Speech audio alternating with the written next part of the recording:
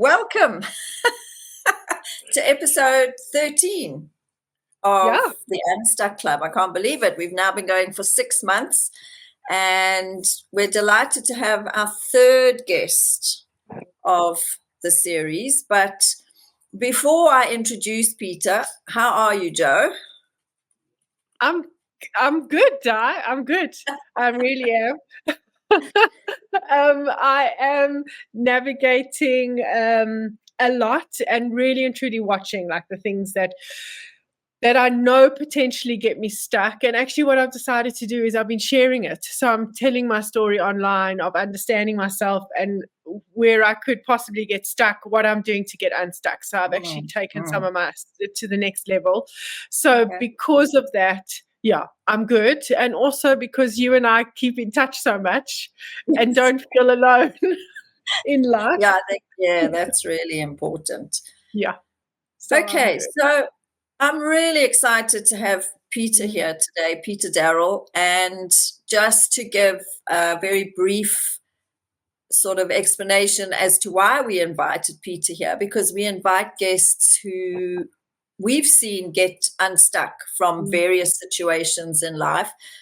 Peter's going to introduce himself now, but I've known Peter. I was trying to work it out, Peter. It must be 40, 45 years now, which is a little bit terrifying in terms of age. We were in the insurance industry together, my late husband and I and Peter, and then we reconnected on Facebook. And what struck me most about Peter is how different he is from most people I know who are in I call it the last third of your life, when you're reaching the senior years. I don't like to refer to it as old age, because I think that also just creates a perception. But Peter goes against the grain of anything that anyone could define as old age. And I met him after many, many years. I think it was 3 years ago, when a friend of mine did a half-day planning workshop down here in the Lowveld, which is about 4 hours from where Peter lives. And Peter booked, and he drove to the Lowveld, attended the workshop, stayed overnight, and then drove back. And I think that was really the beginning of this new connection with him. And he just continually inspires me to make the best of the years that I've got left. Hopefully I have still, a good few years left. But I know that my mum stopped living when she was my age. I'm 65 now. And I watched my mother's world get smaller and smaller and smaller as she stopped doing things. And Peter's the complete opposite. He never stops learning, and he never stops growing. He also overcame a very traumatic event, which we want to chat to him about a bit later. But we invited Peter onto the podcast today to find out what got him to become unstuck from the stereotype that people have of when you get older. And I'm talking about, I think, late 60s onwards, when you start getting into your 70s and 80s. And Peter, I can't remember exactly how old you are, but I think it's mid-70s now. I'm turning 78. Oh, okay. So it's getting beyond the mid and so on. And I get younger every day. Just a little bit adding to the introduction. As Di said, we've known one another for a long time. And one of the things why I came down or went down to White River for that workshop that Di spoke about was that we'd been friends on Facebook, and I was just, blown away by the way she handled the death of her husband and what she did, and how she certainly didn't get stuck at that point in her life. So that was my number one factor. The other factor was I watched what she was doing in the community, and I loved what I saw was taking place in White River. I had tried to create that sort of I'm going to use the word community here in Joburg, and I just didn't get any traction. So part of it was to go down to see what she was doing and why it was a success. Not that it really happened. And the interesting thing is that, as we went on and we talk about how strong Di was at that time, I was also with her when she suddenly had, I hate to use the term breakdown, but where she wound up in being stuck. The other thing that I really loved about the Unstuck Club was how Di and Joe just got on and made it happen. And I think one of the rules, so often we talk about starting these initiatives and we just don't do it. We keep putting it off. We're wanting it to be perfect. And I just love the example that they set. And I just say to anybody who's watching, just take note of that. Get out and go and do it. From my personal point of view, I sort of regard myself as being purpose-focused, purpose-driven, and living a purposeful life. And that's what keeps me going. And I know that we've spoken at times, and some of the things that I adhere to are not quite what you've been teaching in the Unstuck Club. I'm a great believer in the 5 a.m. club philosophy and getting up and doing these things. My whole day is a series of rituals where I'm up, and at 5:30 this morning, in the middle of winter, there I'm pounding the pavement and getting my daily exercise and that sort of thing. So that's me, and that's what keeps me going.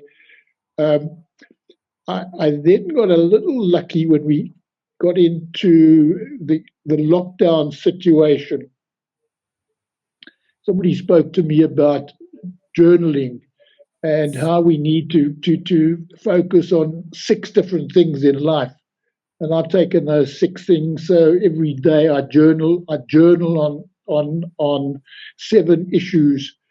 And I think yesterday I actually journaled that it was day 1661 since I started journaling about my success of the day. So one of the things I do every day is to put down, and when I say journal, my journal may just be a note to say my success of the day was a podcast I did with Joe and Di, and that sort of thing. But it's a case of, and I say, when you start focusing on success, you have more success. But all too often we wind up and we just remember the lousy things. So it's just a case of focusing on those things. So that's me by way of introduction. That's what I do on a daily basis. Okay. I'm curious, when did you retire, Peter, officially from the industry? I say that I have never retired. And it's a case of even today I'm actually on corporate business. Okay. I'm still a consultant. I'm still a consultant at my last permanent job. Okay. And it's a case of I'm sort of, once upon a time I was the CEO. And the CEO stood for Chief Entertainment Officer.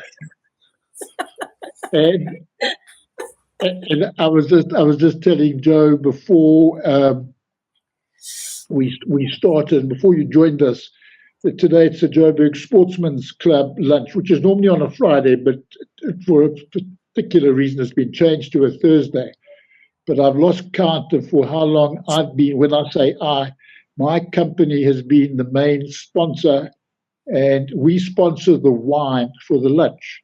Okay. And Okay.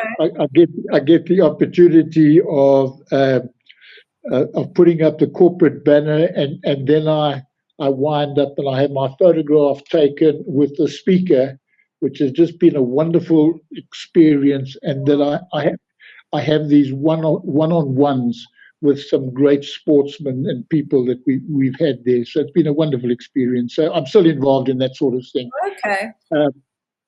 Okay. Yeah.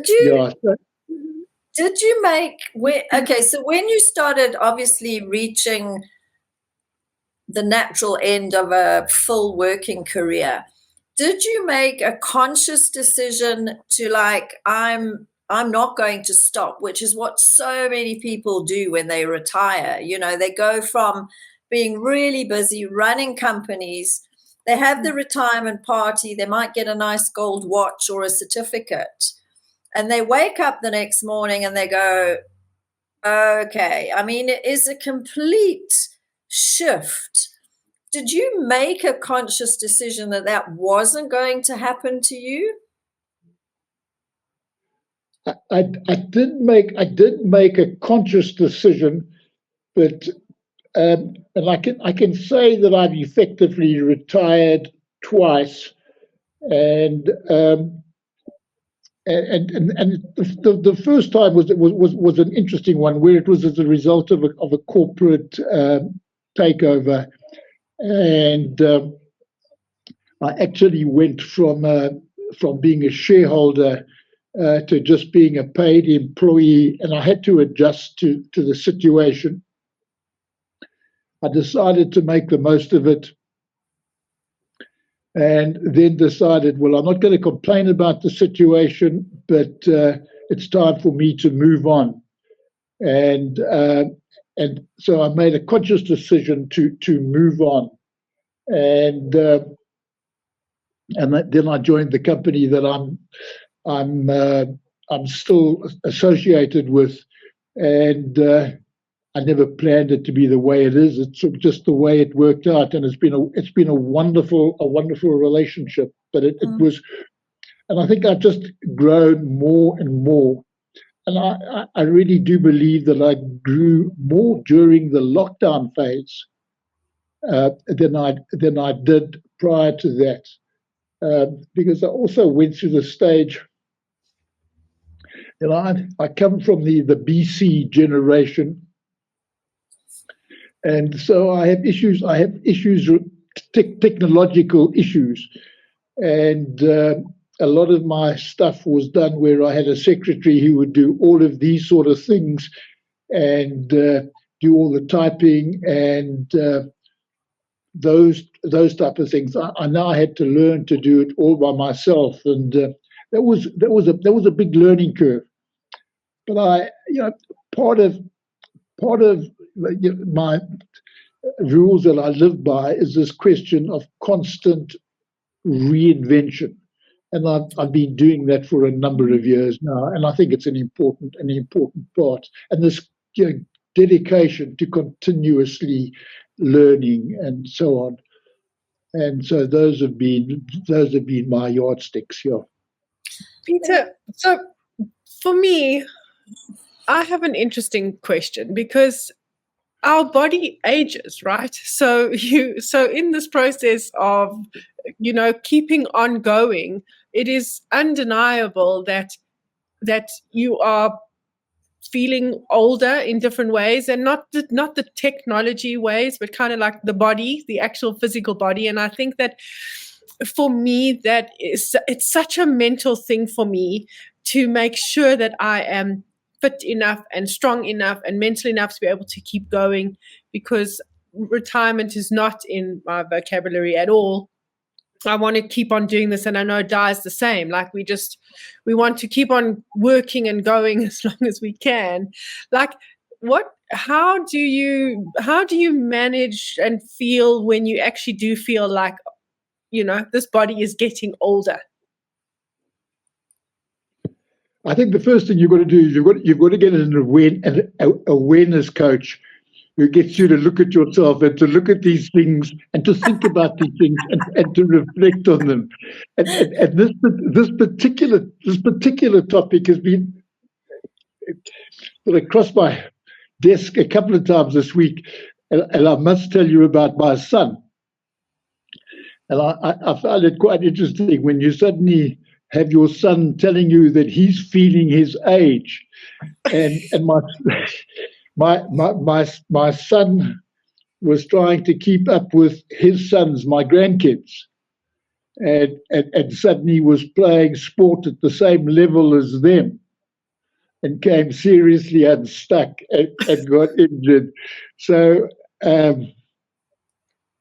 Yeah, it was interesting to see that, but I can also remember, one of the things I've always been competitive, and I keep a record of times and that sort of thing. And as you say, as you get older, one of the things is that you slow down. Mm. And I can remember I was probably 60 at that stage. Not probably, I was, because of the group I was with. And we were talking of setting goals, and we were setting a goal for running a 10K. And I said, I have difficulty getting excited about setting a goal of running 10Ks in 60 minutes when I was used to be able to run it in under 40 minutes. And I couldn't get motivated. And at 60, I didn't have that feeling about being motivated. But here I look at today, and I think when we talk about what happened to me and my experience towards the end of last year, and I talk about my times on the park run, and I suddenly say now the park run is only 5Ks, not 10Ks. And I had to seriously work at breaking 60 minutes for 5Ks. But I've adjusted my mindset to say, well, let me rather focus on what I can do and not focus on what I can't do. And I think I've got a mate that I was at primary school with, and so obviously exact same age. But he stopped doing park runs simply because he felt that he was embarrassed to post the times that he was posting, and I've just accepted that that's what it is, and to get on with it. And yeah, I think that's a nice. You've touched on a really important point, because I know that also a lot of people, when they reach the later years and they slow down, movement and exercise are one of the things that rapidly go out the window. And I remember taking my mum for her checkup at the doctor, and he said to her, you have to move. He said, your body seizes up. It's like a car that is just parked for a long time. It deteriorates. He said, you can't just walk from the bathroom to the kitchen back to your TV chair. And I think, I see your posts on Facebook. You and Sue you're always running, that you grow, expand, you learn, and you stay fit. You bring it all together. You don't just focus on one thing. You have this really good, rounded way of approaching life, which I think a lot of people, when they start slowing down, when they get older, and it is exactly that. I'm too embarrassed. I'm not going to run the park run because, I can't do it in 60 minutes. I used to be able to run a K in under 10 minutes, and now I can't. And then,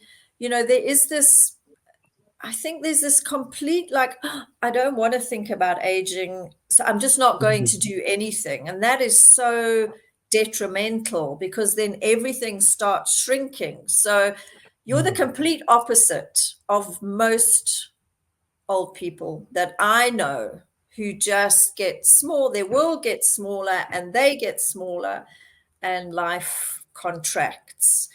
And I know running is a huge part of yours and Sue's life. Do you run every day? It's part of my daily ritual to get out and to run every day, and I kept a record, and I'd got up to something like 2,600 days where I hadn't missed a day, and that was when I got mugged. And it was suddenly that streak was broken by the trauma there, and physically I went through, and emotionally I wound up taking a lot of strain. And we speak about the Unstuck Club, and there was a case of really recovering from that. Just a little background for the viewers. I was in Durban on the beachfront, and I was right outside the Addington police station on my daily morning jog when I got struck from behind, and I literally went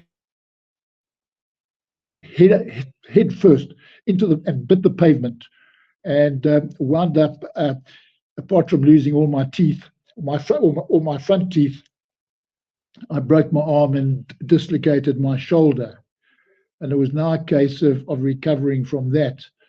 And I'd heard people who'd spoken about shoulder operations and how crippling they were, and I went through all of that. It was the most crippling thing that ever happened to me. So it was a case of recovering from that. But because of my routine, it was I had to get back into my routine, and it was a case of starting all over again. But with my shoulder or an arm in a sling, I couldn't do it, and there was a battle. But it was a case of I sort of worked at it and continued. And I can say today it's over 260 days since I haven't missed a day of getting out every morning and doing it. So I've got back to tracking those numbers and that sort of thing. The other thing that had happened to me was that I'd also reached the lowest point of my physical fitness ever. And so I started a gym program just to do something new. I talk about constant reinvention. And I embarked on a series of doing a triathlon every day. And when I say a triathlon, where I would run or jog, cycle, and swim. And going into the gym for the first time for several years, I'd forgotten how to use the equipment. I'm still battling with the treadmill and not comfortable on the treadmill. I got into the cycling fairly quickly, but it then came to the swimming, and obviously I had this problem with my shoulder, where I couldn't swim, and but I just persevered, and I can now say that yesterday I did my 67th triathlon, and I track these things, and I'm looking forward to celebrating when I break 100 for my triathlons and that sort of thing. Peter, can I ask you? This is very important to me. So I know that a lot of people who are going to be listening to this are going to be saying 80 is far away, right? So I'm 50. I've just hit 50. Okay. I got a long way to go to 80. I want some advice from you, from you to me as a 50-year-old, or whoever else is listening, if they're in their 30s or 40s or whatever. What do we do to make sure that we do not get stuck and don't age in this incredible way that you are aging? I think mindset is the key to it all. And I was serious when I said earlier get yourself an awareness coach. And I really appreciate what both of you have done for me over the last few months, and particularly as I was going through this recovery period from the mugging incident, and just looking at these things, and again, I think being aware of the Unstuck Club, and I think is an important thing. And I say, I haven't been stuck that often in my life, but because of the Unstuck Club and thinking about being unstuck, I constantly ask myself, where am I stuck? And so it's just addressing those issues. I think it's important that we sit down and review our lives on a regular basis. And I'm with one of the groups, and on this Saturday we have our mid-year conference, and we start off at the beginning of the year where we report to the group what our plans are for the year ahead. And then and it's this Saturday that we've got it, where we present to the group to say, this is how the 6 months have gone, and this is what needs to be changed for the following 6 months. And it's an important exercise. I think one of the things I learned from Joe was having a success list where we can look back on our successes and take confidence from that.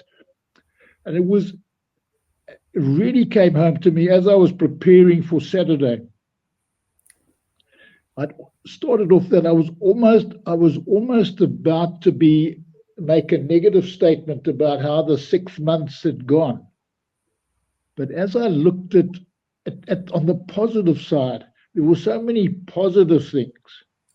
And suddenly as you start to focus on the positive things, the successes come out and you've got the confidence to go on. I said one of the learnings that I'd had was coming from a friend, Stephen Bartlett. And it was, I'm not saying you introduced me to him, but I think maybe you did introduce me to him, which led me to buying his book, the CEO book. And following his podcast from time to time. But he spoke about, only in the last couple of weeks, he was on a podcast where he was talking about, so often we trying to move the mountain. And because we're trying to move the mountain, it's too big a task for us. But if we just focus on moving one pebble at a time, we can achieve a tremendous amount. And as I look back at certain things over the last 6 months, yes, I hadn't moved the mountain, but I'd moved a lot of pebbles, and that gives me the confidence to go on and move more pebbles in the weeks ahead.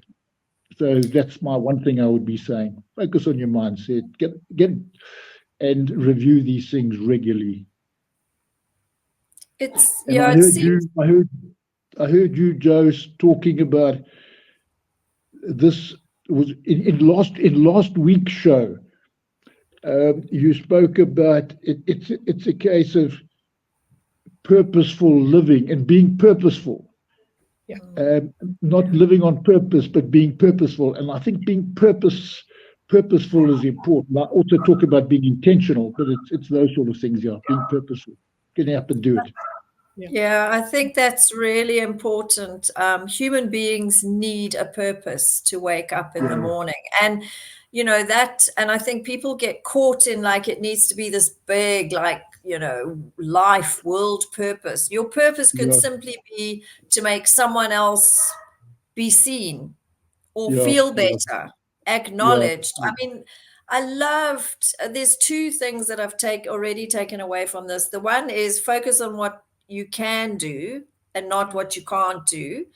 And this constant reinvention. I absolutely love that. And I think so many people your age, they wake up and think, I have no value, I have no purpose, I have no point. If that's what you believe, that's exactly what will create. And I think one of my last questions is, because you've spoken so much about ritual, and I know Joe and I are always big on these little things, the morning rituals, the evening rituals. Have you always been that person who does that, or is this something that is developed with all these amazing interests? I mean, we haven't even touched on a lot of the things you're involved with. Is this from like the groups and the courses you've done that they've developed, or are you naturally a person who follows rituals like that? Somewhere I go back to the year 20,000, and how my life changed in 20,000. And I realized that maybe I'd wasted a lot of my life, and I was determined that I wasn't going to waste the second half. And one of the things that I said was that I was a lousy father, and I was determined that I was going to become a far better grandfather or grandparent than I was as a father. That sort of thing. And I got involved with Half Time, and I was privileged enough to travel across I went to America, and whilst I was there, I was privileged to be able to have a one-on-one meeting with Bob Buford, the author of Half Time, and share things with him. And we had a wonderful time together, and he shared with me papers he had from Peter Drucker. So I regard Peter Drucker as an actual acquaintance of mine, although I only know him secondhand through Bob. And but it was those sort of things. So it was saying, well, I was very intentional about the second half of my life. And one of the things that I say is that the time's going to come when I'm going to have to meet my Creator and account for what I've done with the talents and gifts that I've been given. And having wasted so much of my life, I'm determined that the second half won't be wasted. So that's my guiding light. That honesty, I love that honesty. It's so amazing, really. I don't think we could have ended on a better note than that, Peter. I'm so excited to see what lies ahead for you. Never stop inspiring us. You are, without doubt, if we had an award for our number one fan, it would definitely be you. But you are just a complete joy. And if I can live the last third of my life with even a fraction of what you have achieved and accomplished, and the way you wake up in the morning, then I will be very happy. And thank you for taking the time. I know you're off to lunch shortly. But I've absolutely loved getting to know you better and just what gets you up in the morning. And I really hope that some of you listening to this who may be feeling, as I say, that you have no purpose, follow Peter on Facebook, reach out to him, because he has a lot of wisdom and knowledge to share. And such an inspiration. Thank you so much. Really. Thank amazing. You. It's been wonderful to be with you. Wonderful. You too. Take care. We'll see you all next time.